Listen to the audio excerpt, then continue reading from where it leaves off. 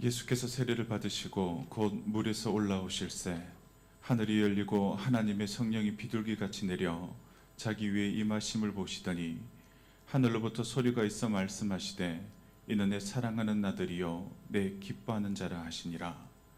하나님은 영이시니 예배하는 자가 영과 진리로 예배할지니라. 아멘.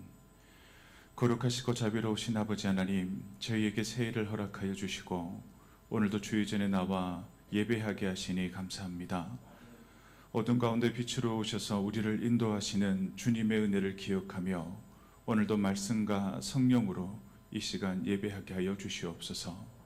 지난 한 주간의 분주함과 연약함 속에서도 우리를 붙드시고 여기까지 인도하신 주님의 손길을 찬양합니다. 이 시간 우리의 생각과 마음을 주님께로 향하게 하시고 세상의 염려와 근심은 이 시간 내려놓게 하여 주시옵소서.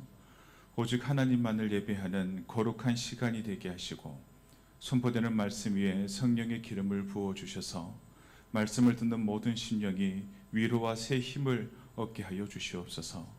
찬양하는 입술과 기도하는 마음을 받아주셔서 이 예배가 하나님께는 영광이 되고 우리에게는 새로워짐의 은혜가 되게 하여 주시옵소서. 이 모든 말씀 우리의 구주 되시는 예수 그리스도의 이름으로 기원하옵나이다. 아멘.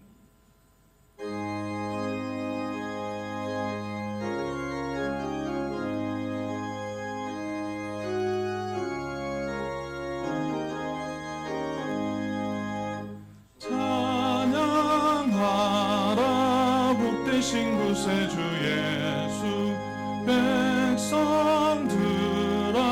사랑을 전하세 경배하라 하늘의 천군과 천사 주님 앞에 영광을 돌리세 목자같이 우리를 지키시고 종일 품에 늘 안아주시니 찬양하라 높으신 권세를 찬양 찬양 찬양 영원히 돌리세 찬양하라 복되신 구세주 예수 우리 대신 죽임을 당했네 구주 예수 영원한 구원의 소망 경배하며 겸손히 절하세 찬양하라 우리 죄 지신 예수 그의 사랑 한없이 크셔라 찬양하라 높으신 권세를 찬양 찬양 찬양 영원히 드리세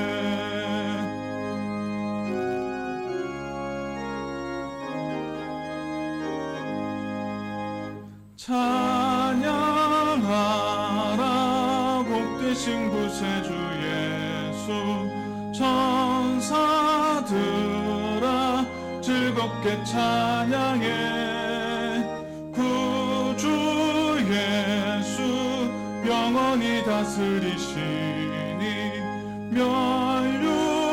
면류관을 주 앞에 드리세 구주 예수 세상을 이기시고 영광 중에 또다시 오시리 찬양하라 높으신 권세를 찬양 찬양 찬양 영원히 드리세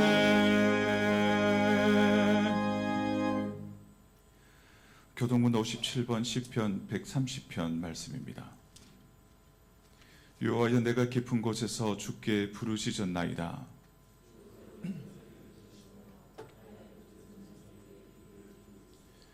여호와여 주께서 제약을 지켜보실진대 그러나 사유하심이 주께 있음은 나 곧 내 영혼은 여호와를 기다리며 파수꾼이 아침을 기다림보다 내 영혼이 주를 더 기다리나니 이스라엘아 여호와를 바랄지어다.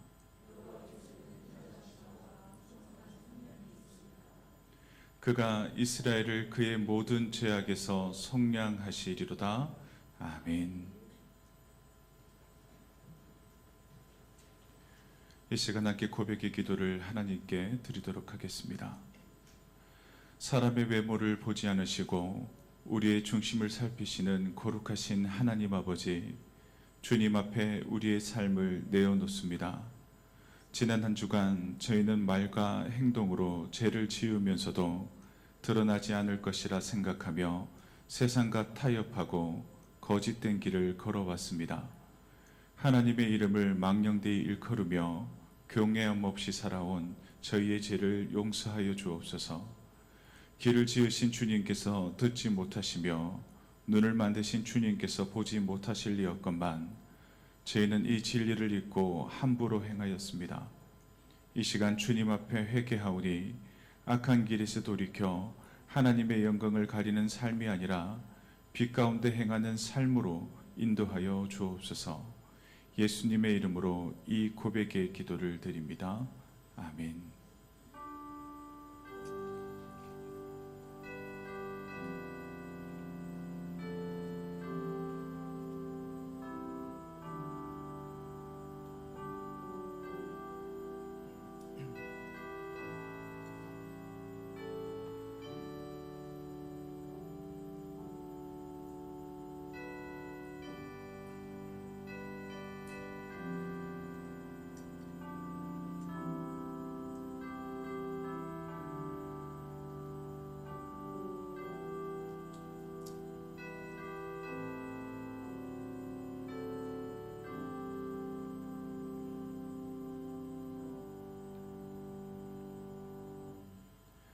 내가 듣고 마음이 부드러워져서 여호와 앞 곧 내 앞에서 겸비하여 옷을 찢고 통곡하였으므로 나도 내 말을 들었노라. 여호와가 말하였느니라. 아멘. 전능하사 천지를 만드신 하나님 아버지를 내가 믿사오며 그 외아들 우리 주 예수 그리스도를 믿사오니 이는 성령으로 잉태하사 동정녀 마리아에게 나시고 본디오 빌라도에게 고난을 받으사 십자가에 못 박혀 죽으시고 장사한 지 사흘 만에 죽은 자 가운데서 다시 살아나시며 하늘에 오르사 전능하신 하나님 우편에 앉아 계시다가 저희로서 산자와 죽은 자를 심판하러 오시리라. 성령을 믿사오며 거룩한 공회와 성도가 서로 교통하는 것과 죄를 사하여 주시는 것과 몸이 다시 사는 것과 영원히 사는 것을 믿사옵나이다. 아멘.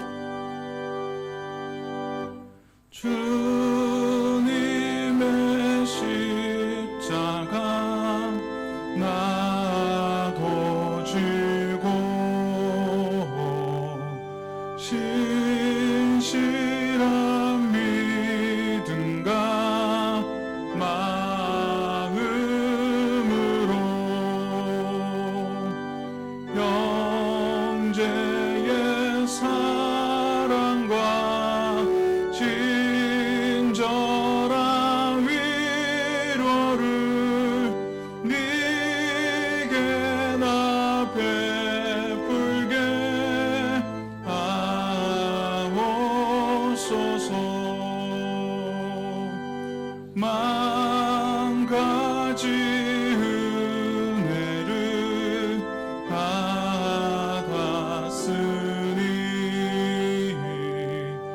내 평생 슬프나 즐거우나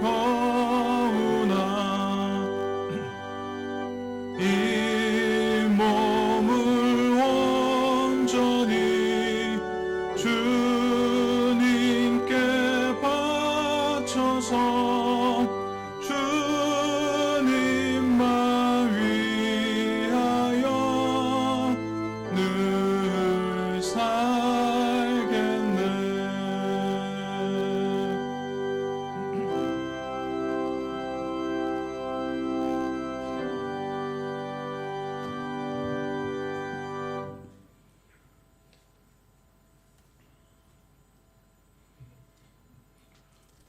할렐루야.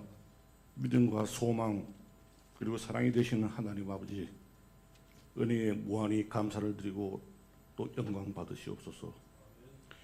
매 순간마다 우리의 가정과 일터와 그리고 걸음을 인도하여 주시고 우리 주님의 손길이 느껴짐으로 주님의 축복 속에서 살고 있음을 잘 압니다.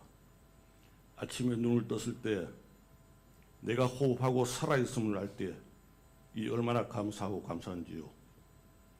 힘겹고 죄 많은 세상 속에서 살고는 있지만은 주님께서 은혜와 계획된 축복을 예비해 주셨음을 알고 충성과 헌신으로 섬기는 삶이 되게 하여 주시옵소서. 하나님께서 세상을 창조하시고 난 후에 참으로 좋았더라 하셨습니다. 2026년 한 해를 시작하며 임하는 우리의 마음도 하나님께서 기뻐하셨듯 주님께 기쁨의 감사로 채워지는 한 해가 되게 하여 주시옵소서. 주님, 아직도 이 사회는 가려진 곳에 사랑의 손길을 필요로 하는 자들이 있습니다. 낮은 곳에 임하시는 주님의 사랑이 그들에게도 임하셔서 함께 기뻐하고 함께 아픔을 나누길 소망하며 함께 행복한 한 해가 되기를 바라봅니다. 사도 바울은 즐거워하는 자들과 함께 즐거워하고 우는 자들과 함께 울라고 하셨습니다. 기쁠 때 기뻐하고 슬플 때 슬퍼하는 마음도 하나님이 주시는 능력이라 생각합니다. 슬퍼하는 사람을 보고 애통해 할 때 천국을 예비하심을 믿습니다. 주님, 지난 한 해도 알게 또는 모르게 지른 죄가 있다면 용서하여 주시옵고 우리 주님은 주님의 자비입니다. 또한 우리는 죄인입니다. 혹시나 내 입술에서 나오는 무수한 말들로 하여금 다른 이들에게 마음의 상처와 그리고 고통을 주지는 않았는지 알게 또 뉘우치게 하시옵소서. 주님의 말씀 안에 해결책이 있고 답이 있음에 알면서도 세상의 일들을 세상적으로 해결하며 힘겨워하지는 않았는지요. 오직 주님을 찬양하는 내 입술에서 사랑의 말들만 나오게 하게 하여 주시옵소서. 이 재단을 위해서 기도합니다. 많은 손길을 필요로 합니다. 찬양도 하고 기도도 해야만 합니다. 교회를 돕는 일에 하나가 되어야 하며 크리스찬으로서 직분을 가진 자로서의 섬김도 필요로 합니다. 주님께서 주시는 감사로 충성과 순종하는 마음으로 함께하며 주님 보시기에 만복의 근원이 되는 그러한 교회가 되게 되며 교우들에게도 주님의 사랑이 함께하는 그런 교회가 되기를 원합니다. 영혼과 삶의 안식처가 되는 교회가 되게 하여 주시옵소서. 이 시간 머릿속에 기도하는 모든 성도님의 가정과 개인에게도 평안으로 가득 채워 주시기를 기도를 드립니다. 세워주신 이 나라 이 사회를 축복하여 주시고 모두가 하나 되는 마음으로 이루게 하여 주시옵소서. 예배를 시작합니다. 이 재단을 위해 돕는 이들에게도 주님께서 함께하여 주시옵소서. 말씀 전하실 목사님 젊고 힘이 있으십니다. 은혜 가운데 주님께서 늘 함께하여 주시옵고 주의 종으로서 사역하시기에 부족함이 없는 그 성령으로 충만케 하여 주시옵소서. 다양한 방법으로 우리에게 주시는 주님의 그 놀라우신 사랑을 체념하게 하여 주시옵시며 아멘으로 화답하게 하여 주시옵소서. 예수님의 거룩한 이름으로 기도드립니다.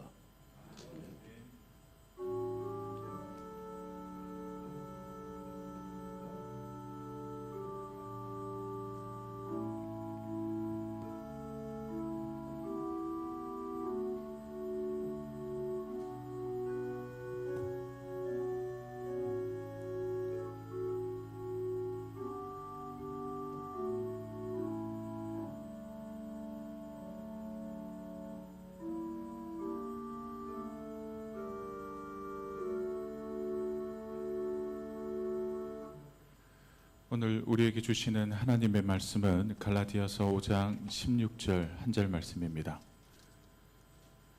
이 말씀 가운데 하나님의 은혜가 함께 하시길 바랍니다.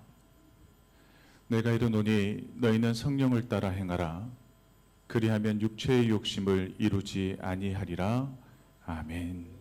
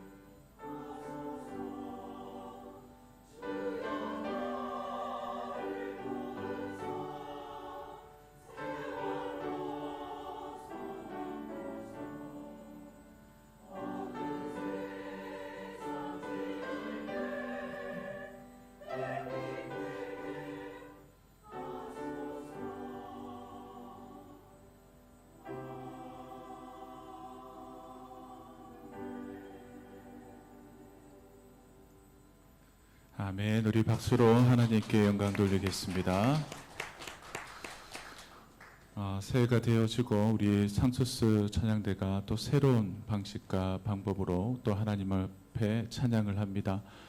요즘은 많은 교회들이 성가곡들을 찬양을 하는데요. 제 개인적인 바람은 오늘 방금 불렀던 찬양대의 우리 창성가 552장 사성부로 듣는 기회가 잘 없는데 들으니까 너무 은혜가 되는 것 같습니다. 클래식이 진리다라는 말이 있지 않습니까? 이제 많은 분들이 좋은 곡으로 이렇게 성가곡을 하지만 저는 개인적으로 설교보다는 하나님의 말씀을 묵상하는 것이 더 은혜가 되고, 그리고 듣기 좋은 성가곡도 좋지만 찬송가가 가장 은혜되는 것 같습니다. 그 오랜만에 552장 사성부로 이렇게 찬양을 들으니까 참 마음에 감동이 되어지는 것 같습니다. 또 귀한 자리를 섬겨주시는 우리 상투스 찬양대, 우리 격려하는 마음으로 다시 한번 박수로 축복하시겠습니다.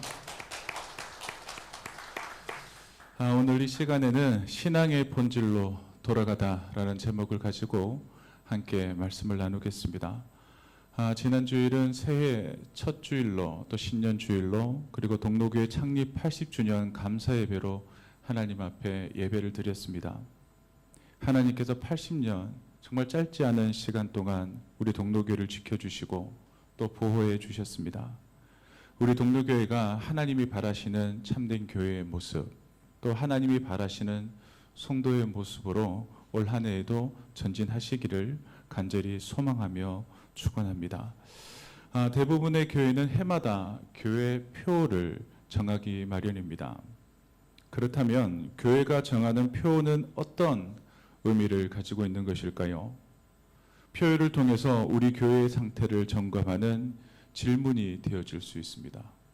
그리고 하나님 앞에서 올 한 해 신앙생활의 방향을 수정해 가는 것이라고도 할 수 있습니다.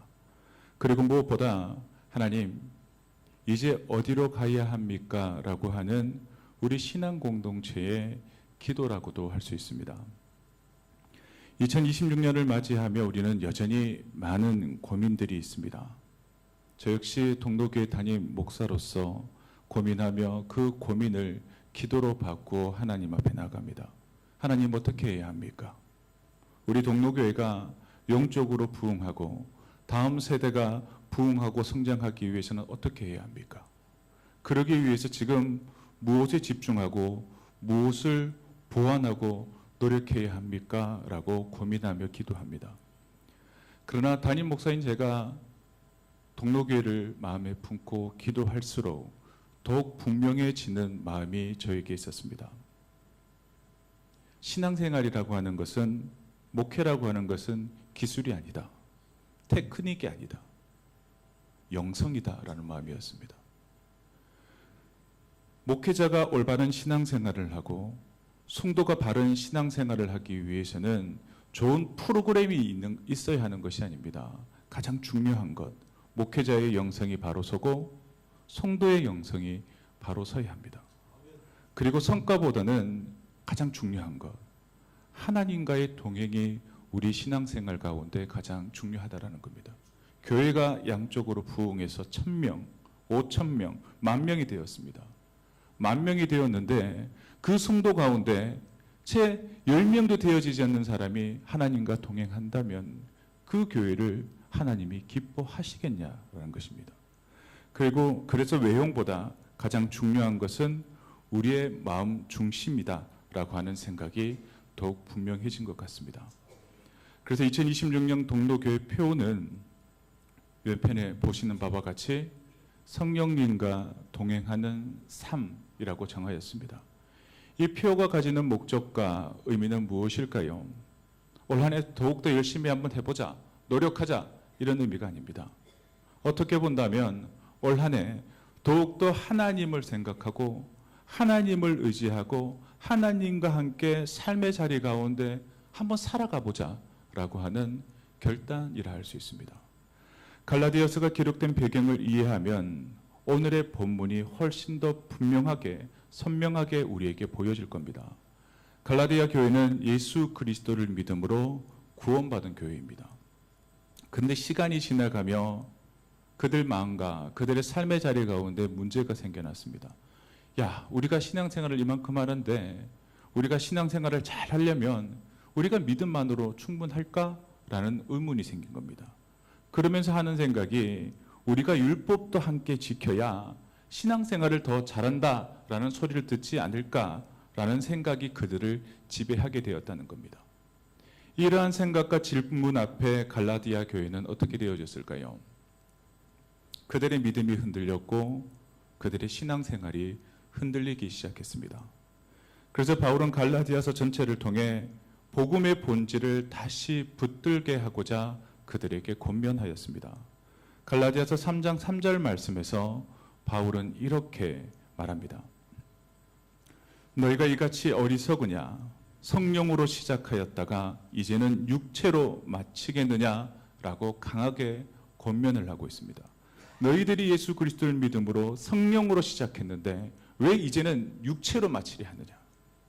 이 말은 오늘 우리에게도 그대로 적용되어지는 말씀이라 할 수 있습니다. 우리 역시 은혜로 믿음으로 구원을 받았습니다. 하지만 신앙생활을 오래 하다 보면 신앙생활을 자기의 힘으로 유지하려는 모습이 우리에게 있을 수 있다는 겁니다. 그리고 성령님의 도움 없이 신앙을 관리하려는 태도가 우리에게도 있을 수 있다는 겁니다. 그래서 바울은 결론처럼 이렇게 말씀하고 있습니다. 성령을 따라 행하라. 성령을 따라 행하라. 여기서 행하라라고 하는 헬라어는 현재 명령형으로 지속적인 삶의 방식을 의미합니다. 예전에 따랐다라고 되어지는 것이 아닙니다. 지속적으로 그렇게 따르는 삶을 살아야 한다라고 권면합니다. 지속적인 삶의 방식으로 성령을 따라 행한다라는 것은 우리에게 어떤 의미일까요? 옛 과거 가운데 우리가 성령 충만하고 하나님의 첫사랑을 경험해서 내가 반짝하였던 그 순간을 기억하며 살아가는 것이 아니라 가끔 성령님을 찾는 것이 아니라 우리가 살아가는 삶 전체, 교회뿐만 아니라 교회를 벗어나서 내가 살아가는 가정, 직장, 이웃 모든 사람들이 함께 살아가는 그 시간 속에서도 성령님의 인도 아래 우리가 살아가야 한다라는 것을 의미하는 것입니다. 올해 우리 동료교회 표어인 성령님과 동행하는 삶에 대한 성경적인 의미가 바로 이와 같습니다. 성령님과 동행한다라는 말을 하면 많은 분들이 이런 생각을 할 수 있습니다. 성령 충만해야 한다. 그렇다면 성령 충만이 무엇일까? 은사를 받아야 한다. 강한 영적인 체험이 우리에게 있어야 한다라고 생각을 합니다. 제가 동로교회 부임을 하고 만 2년이 넘는 시간을 지나며 성령 하나님에 대한 이야기를 참 많이 했습니다. 그러다 보니 어떤 분들은 그런 생각을 할 수 있을 겁니다. 우리 목사님께서는 늘 성령 충만을 이야기하니 은사주의 신앙을 가지셨나? 오해하실 수 있습니다. 성경은 분명히 말합니다. 성령님의 사역은 내가 성령 하나님과 동행한다고 해서 무조건 방언을 하는 것이 성령 충만이 아닙니다. 기적을 행하는 것이 성령 충만이 아닐 수 있습니다. 무당들도 작두를 탑니다. 그게 성령 충만한 것입니까? 아닙니다. 놀라운 이적들이 일어난다 해서 성령 충만이 아닙니다. 그리고 나의 모습이 세상을 뒤집어 엎는 모습이 아니라 할지라도 성령 하나님이 우리 안에 충만한 것은 대부분 어떤 모습일까요? 조용하고 지속적으로 성령 하나님이 우리에게 역사하신다라는 겁니다. 요한복음 14장에서 16절 말씀을 보면 예수님께서는 성령님을 보혜사라고 부르십니다. 이 보혜사라는 말은 곁에서 함께하며 걸어주시는 분이라는 뜻을 가지고 있습니다. 그렇다면 성령 하나님은 어떤 존재일까요?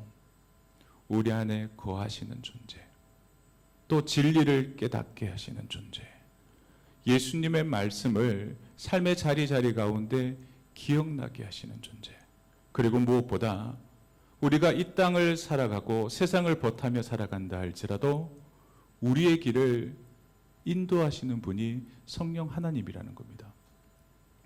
그래서 성령님과 동행하는 삶은 내 계획을 성령님께 맡기고 인도함 받는 삶이라 할 수 있습니다. 나보다 나를 더 잘 아시는 하나님께서 나와 함께 하심을 통해 나의 안고 일어섬을 아시고 더 선한 길로 우리를 인도하신다라고 하는 믿음이 우리에게 있어야 합니다. 그리고 성령님과 동행하는 삶은 신약에 와서 갑자기 등장한 개념이 아니라는 겁니다. 구약 성경을 바라보면 하나님의 모습 역시도 늘 동행하는 하나님이셨습니다. 에녹은 어떠하였습니까?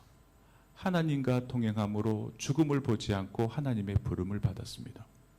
아브라함은 내 앞에서 행하라는 부르심을 받아 그 순종함을 통해 하나님과 동행하는 삶을 살았습니다. 그리고 출애굽한 이스라엘 백성들은 광야 가운데 구름 기둥과 불 기둥을 따라 걸으며 누구와 동행했습니까? 불 기둥과 구름 기둥은 하나님의 임재를 상징합니다. 하나님과 동행하는 삶을 살았습니다. 하나님과 동행하는 그 이스라엘 민족들은 어떠하였을까요? 하나님께 따져 묻지 않았습니다. 왜 지금입니까? 얼마나 더 머물러야 합니까? 어디로 가야 합니까? 그렇게 묻지 않았습니다. 그들은 단지 구름이 움직이면 움직이고 구름이 멈추면 함께 멈추었습니다. 이것이 바로 동행의 본질이라 할 수 있습니다. 내가 성령 하나님과 동행한다라고 하는 것은 내 생각, 내 욕심, 내 마음대로 살아가는 것이 아니라 성령 하나님께 나의 삶의 방향을 맞추는 겁니다. 방향만 맞추는 것이 아니라 성령보다 앞서지 아니하고, 그렇다고 성령보다 너무 뒤처지지 아니하고 속도도 맞추어 나가는 것을 이야기하는 겁니다. 그렇다면 내가 내 마음대로 살고 싶고 세상 사람들처럼 내가 중심이 되고 싶은데 그렇게 살아가지 않는 우리들에게 성령님과 동행하는 삶에 유익이 있어야 할 것 아닙니까? 그렇다면 그 첫 번째 유익이 무엇일까요? 그것은 이 땅을 살아감에 있어서 혼자가 아니라는 확신을 가지게 되어지는 겁니다. 신앙생활을 하여도 믿음이 좋아도 우리가 살아가는 인생은 그렇게 쉽지 않습니다. 결정해야 할 순간들이 있고 감당해야 할 무거운 책임들이 있습니다. 그리고 남들에게 말 못할 마음의 무게가 있습니다. 그러나 성령님과 동행하는 삶과 동행하지 않는 삶에는 분명한 한 가지 차이가 있습니다. 그것은 내가 험한 인생을 살아간다 할지라도 내가 혼자가 아니라는 확신을 가지고 살아가는가, 아니면 난 이 세상 가운데 나 혼자야, 내 힘, 내 능력, 내 생각, 내 계획대로만 다 살아야 해 라고 하는 그 생각을 가지고 살아가느냐에 대한 분명한 차이가 있다는 겁니다. 성령 하나님은 우리의 삶의 자리 가운데 어떠한 모습으로 나타나실까요? 문제를 즉시 제거하지 않으실 때도 참 많이 있습니다. 그러나 중요한 것은 당장 내 눈앞에 보이는 문제가 해결되어지지 아니하여도 중요한 것은 절대로 우리를 그냥 홀로 내버려 두지 않으신다라는 겁니다. 어린 자녀를 키우면 갓난 아이들의 울음에는 즉각적으로 부모가 반응하려 합니다. 그래야 하기 때문입니다. 그러나 자녀들이 자라며 장성해짐에 따라서 똑같지 않습니다. 아이들이 스스로 그 문제를 해결하기 위한 시간, 기회를 열어두기 위해 부모가 일해주고 싶어도 참을 때가 있습니다. 저는 아이들 키우면서 하나님의 마음을 깨닫게 됩니다. 아, 하나님, 왜 이 문제 지금 당장 해결해 주지 않습니까? 갓난아기가 배가 고파 울부짖으면 들어주셨던 하나님을 내가 경험했는데 왜 지금은 아닙니까? 그럴 때 부모의 마음으로 아이들을 키우며 느껴지는 것이 이것이었습니다. 아, 이 시간을 통해 고민하고 기도하고 그리고 끝내는 하나님을 의지하는 이 모든 시간들이 필요하구나라는 것을 깨닫게 되어진다라는 겁니다. 만약 왜 당장이 아니냐고 부르짖고 울부짖는 우리의 마음이 있다면 갓난 아기의 신앙만으로 살아가고 있는 모습은 아닌지 돌아보셔야 합니다. 성령 하나님과 동행하는 신앙은 화려하지 않아도 쉽게 무너지지 않습니다. 하나님이 나와 함께 계셔라는 확신이 나를 무너지지 않게 지켜준다라는 겁니다. 이것이 바로 우리에게 주는 하나님, 성령 하나님과 동행하는 첫 번째 유익이라는 것입니다. 그리고 성령님과 동행하는 삶의 두 번째 유익은 선택의 순간에 길을 잃지 않게 도와주신다는 겁니다. 신앙의 위기는 언제 올까요?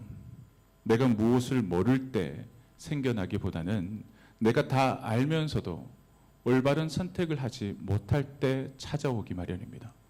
사사기의 비극이 무엇이었을까요? 각기 자기 소견에 오른 대로 행하였기 때문입니다. 자기 소견, 즉 자기 생각과 자기 고집과 자기 계획대로 살았던 그들은 어떻게 되어졌을까요? 하나님과 멀어졌습니다. 성령님과 동행하지 않으면 삶의 기준은 누가 되어질까요? 나 자신이 되어집니다. 그렇게 되면 어떻게 될까요? 내 생각이 옳고 내 판단이 옳고 내 계획대로만 되어야 해 고집하게 되어집니다. 그러나 성령님과 동행하는 사람은 혹 실수를 해도 방향을 잃지 않습니다. 멈춰야 할 때 멈출 줄 알고 내려놓아야 할 때 내려놓을 수 있는 이유는 내 생각대로 살기 때문이 아니라 성령님과 동행하심을 통해 얻게 되어지는 영적인 유익이기 때문입니다. 그리고 성령님과 동행하는 삶의 세 번째 유익은 삶의 열매가 달라진다는 겁니다. 성령의 열매는 우리의 삶의 자리 가운데 눈에 보이지 않던 기적이 나타나는 것이 아닙니다. 관계에서 성령의 열매가 맺히게 됩니다. 사랑, 화평, 오래 참음, 마지막 절제까지. 이 열매들은 어디에서 맺어질까요? 교회 안에서만 맺혀질까요? 아닙니다. 가정에서, 일터에서, 교회에서 신앙의 열매가 되어지고 성도의 능력이 되어지는 겁니다.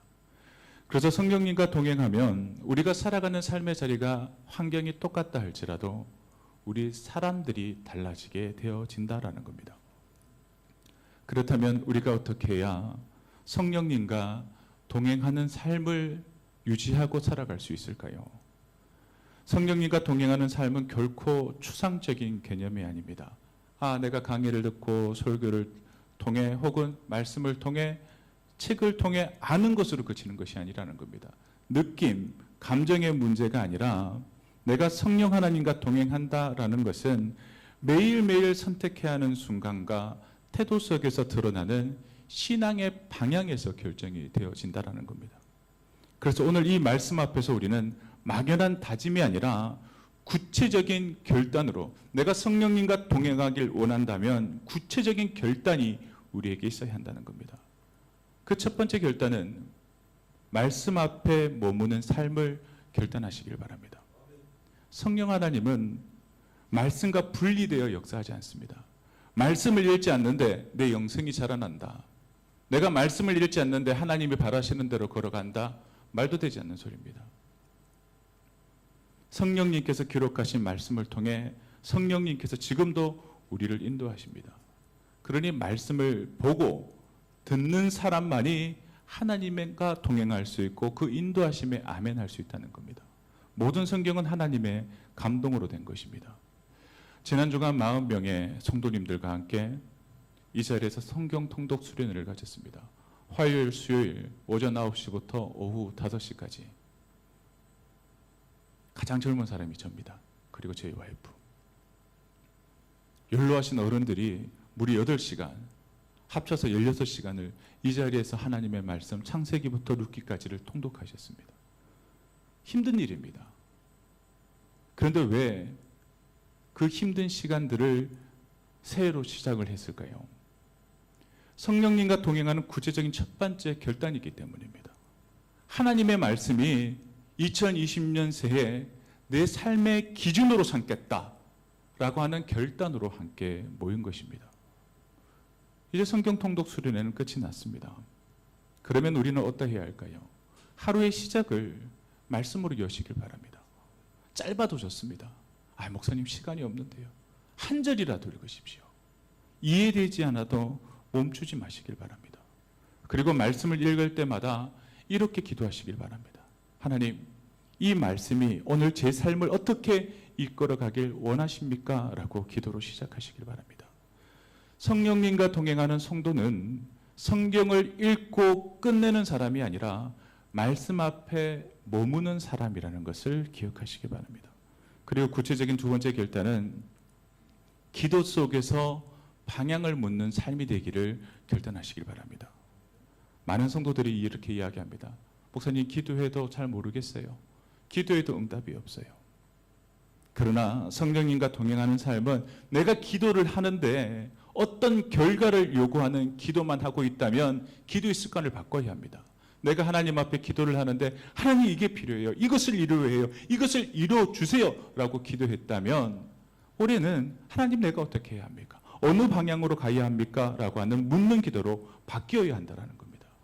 로마서 8장 26절 말씀에 우리가 마땅히 빌 바를 알지 못하나 오직 성령이 말할 수 없는 탄식으로 우리를 위하여 친히 강구하시느니라 라고 말씀하십니다. 올해 우리는 이렇게 결단하시길 바랍니다. 결정을 내리기 전에 먼저 기도하십시오. 급할수록 더 기도하십시오. 사람이 급해지면 실수합니다. 그러나 기도하면 실수가 적어집니다. 그리고 무엇보다 하나님 앞에 설명하려 하지 마십시오. 요구하지 마십시오. 하나님의 뜻을 물으시길 바랍니다. 주님, 이 선택이 하나님을 기쁘게 하는 일입니까? 아니면 하나님의 인도하십니까? 라는 질문을 기도로 하셔야 한다는 겁니다.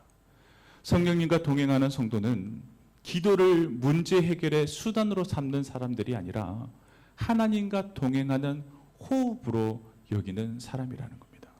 그리고 세 번째 구체적 결단, 내 뜻을 내려놓고 순종하는 삶이 되시기를 결단하시기 바랍니다. 성령 하나님과 동행하는, 더 쉽게 이야기하면 신앙생활을 하는 데 있어서 가장 큰 장애물이 뭘까요? 그것은 이미 내가 정해놓은 답에 있습니다. 이게 정답이야. 나 꼭 이렇게 해야 돼. 그것이 있으면 성령 하나님이 역사하시는 길을 막는 겁니다. 그 다음 문제는 뭔지 아십니까? 내가 정해놓은 답을 바꿀 마음이 없을 때 큰 장애물이 되어진다는 겁니다. 성령님의 인도하심, 항상 우리의 편리와 일치하지 않습니다. 때로는 손해처럼 보입니다. 때로는 기다림을 요구하며 때로는 침묵 속에 순종을 요구하십니다. 광야 40년을 돌아보십시오. 효율적이었습니까? 손해처럼 보이고 기다림이었고 순종이었습니다. 그래서 우리는 이렇게 결단해야 합니다. 내 계획보다 주님의 뜻을 우선하겠습니다. 내 감정보다 성령님의 깨우침에 순종하겠습니다. 이해되지 않아도 한번 순종해 보겠습니다. 라고 결단하시기 바랍니다. 우리 성령 하나님과 동행하는 것은 내가 잘 아는 길을 걸어가는 것이 아니라 주님이 원하시고 부르시는 길을 따라가는 것이라는 것을 기억하시기 바랍니다. 그리고 마지막 네 번째 구체적 결단은 일상의 자리에서 성령의 열매를 맺는 삶이 되기를 결단하시길 바랍니다. 성령님과 동행하는 삶은 교회 안에서만 드러나는 것이 아닙니다. 내가 살아가는 삶의 모든 자리와 시간, 가정, 직장, 관계 속에서 더 분명히 드러납니다. 오늘 본문 이후에 이어지는 성령의 열매를 기억하시길 바랍니다. 갈라디아서 5장 22절에서 23절 말씀을 읽어드립니다. 오직 성령의 열매는 사랑과 희락과 화평과 오래 참음과 자비와 양성과 충성과 온유와 절제니 이 같은 것을 금지할 법이 없느니라. 아멘. 혹 말이 삶의 자리 가운데 거칠어질 때 성령의 절제를 선택하십시오. 관계가 어려울 때 성령의 사랑을 선택하십시오. 억울하고 분노가 생길 때 성령의 화평을 구하시길 바랍니다. 성령의 열매는 순간적인 반짝이는 은사가 아니라 매일의 삶 속에 자라나는 신앙의 증거이기 때문입니다. 이제 말씀을 맺겠습니다. 새해 출발점에서 하나님은 우리에게 너희가 올해 무엇을 이루겠느냐, 얼마나 성과를 내겠느냐라고 질문하지 않으십니다. 너희가 올해 누구와 함께 동행하며 걷기를 원하느냐라고 묻고 계십니다. 성령님과 동행하는 삶은 형편이 좋아질 때만 선택하는 신앙이 아니라 보이지 않는 길에서도 주님과 함께 걷기를 결심하는 삶입니다. 오늘 우리는 이렇게 결단하시길 바랍니다. 결과보다는 순종을, 속도보다는 방향을, 내 생각보다는 성령님의 인도하심을 따르겠다 결단하시길 바랍니다.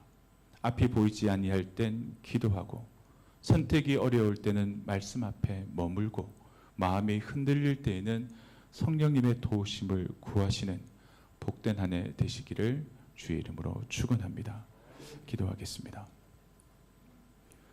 우리와 동행하시는 아버지 하나님, 2026년 한 해는 우리의 힘만으로 살아가는 삶이 아니라 주님의 인도하심으로 살아가게 하여 주시옵소서. 말씀과 기도 가운데 동행하게 하시고 우리의 삶에 성령의 열매가 맺히게 하여 주시옵소서. 우리 동로교회와 성도가 성령님과 동행하는 삶이 되어 신앙의 본질로 돌아가는 복된 한 해 되게 하여 주실 줄로 믿사옵고 이 모든 말씀 예수님의 이름으로 기도드리옵나이다. 아멘.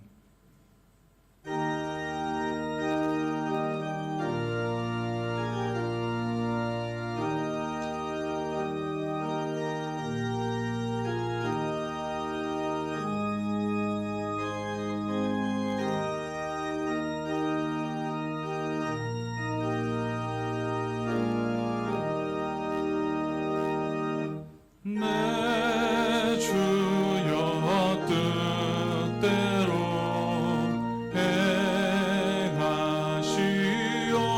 행하시옵소서. 온 몸과 영혼을 다 주께 드리니 이 세상 고락한 주인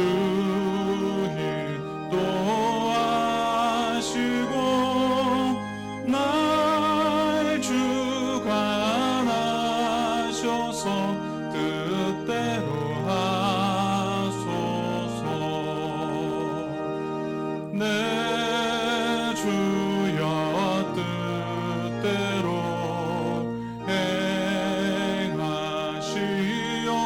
행하시옵소서.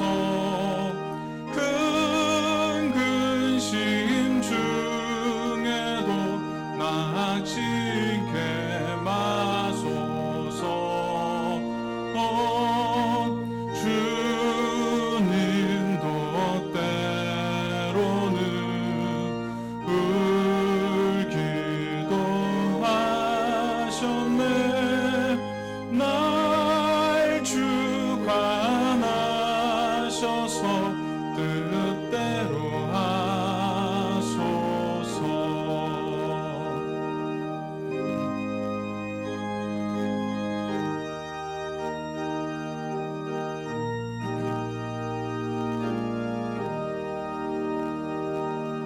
내 주여 뜻대로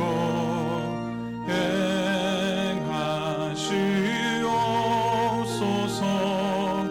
내 모든 일들을 다 주께 맡기고 저 천성 향하여 고요히 가리니 살든지 죽든지 뜻대로 하소서. 아멘.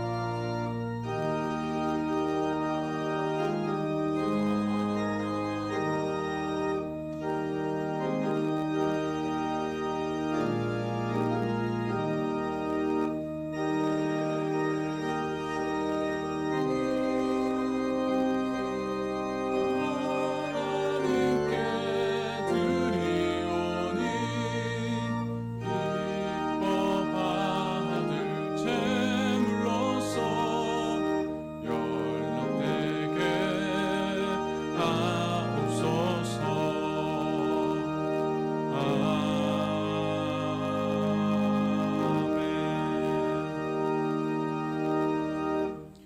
만물의 주인 되시며 우리의 삶의 모든 필요를 아시는 아버지 하나님, 오늘도 주님의 은혜로 살아가게 하시고 또 수고한 손에 복을 더하여 주셔서 예물로 주님 앞에 봉헌하게 하시니 참으로 감사합니다.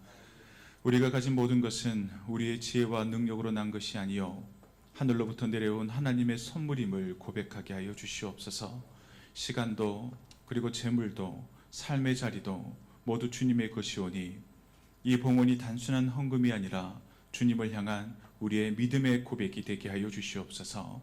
한 해를 살아가며 물질이 목적이 되지 않게 하시고 하나님이 언제나 우리의 주인이심을 잊지 않게 하옵소서. 넉넉함 속에서는 감사로 나아가게 하시고 부족함 속에서는 하나님을 신뢰하며 나아가게 하여 주시옵소서.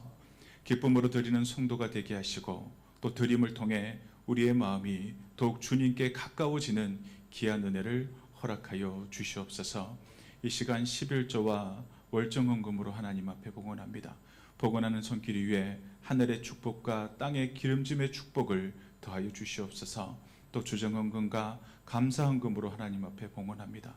사랑하는 어머니를 보내면서도 천국길로 인도하심에 감사함으로 드리는 손길 위에 주님 축복하시고 또 성경 통독 수련회를 마치며 하나님 앞에 감사의 마음을 전하는 손길 위에도 하나님의 만복을 더하여 주시옵소서.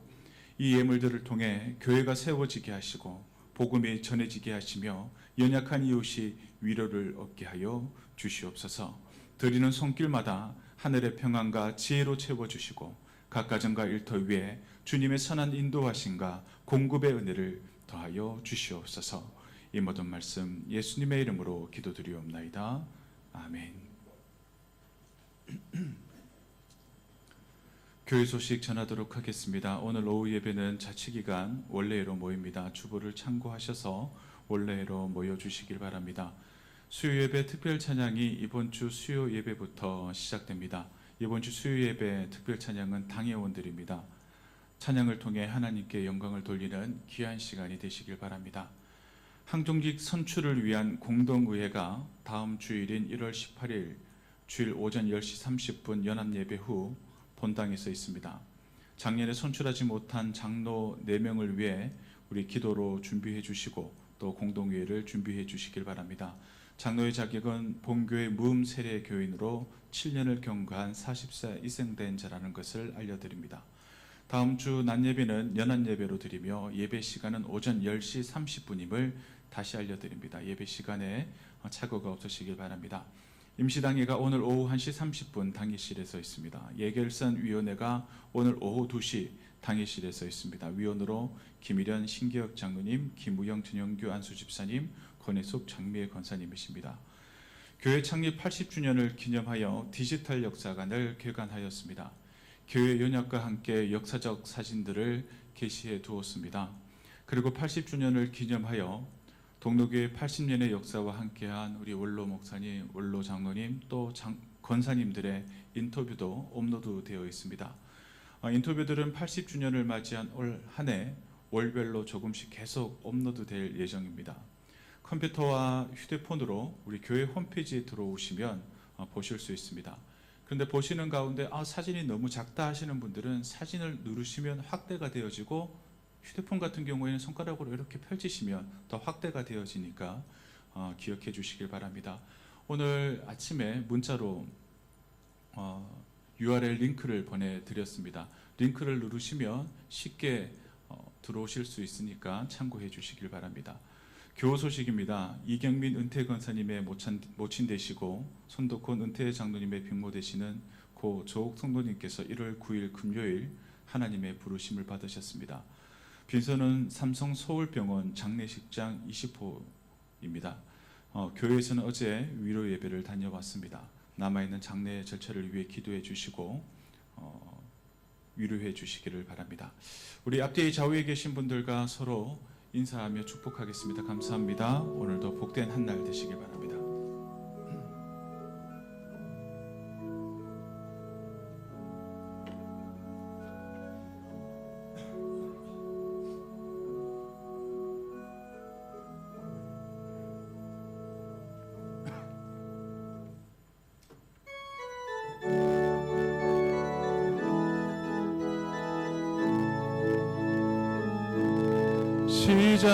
시작됐네 우리 주님의 능력이 나의 삶을 다스리고 새롭게 하네 자유 안에 죄와 사망으로부터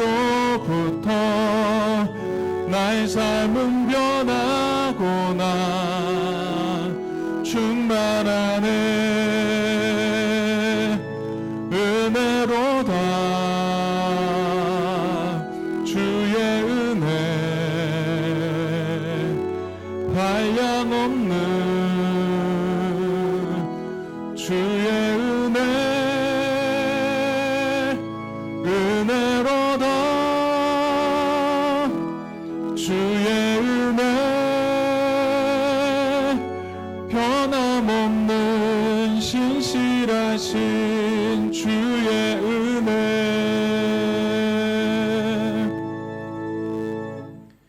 이제는 우리 주 예수 그리스도의 은혜와 하나님 아버지의 크신 사랑과 성령님의 교통하심이 성령 하나님과 동행하기를 결단하는 동로교회 모든 성도들 머리 위에 특별히 일부 예배를 섬기며 하나님께 찬양으로 영광 돌리는 상투수 찬양대 대원들 위해 영원히 함께 하시기를 간절히 축원하옵나이다. 아멘.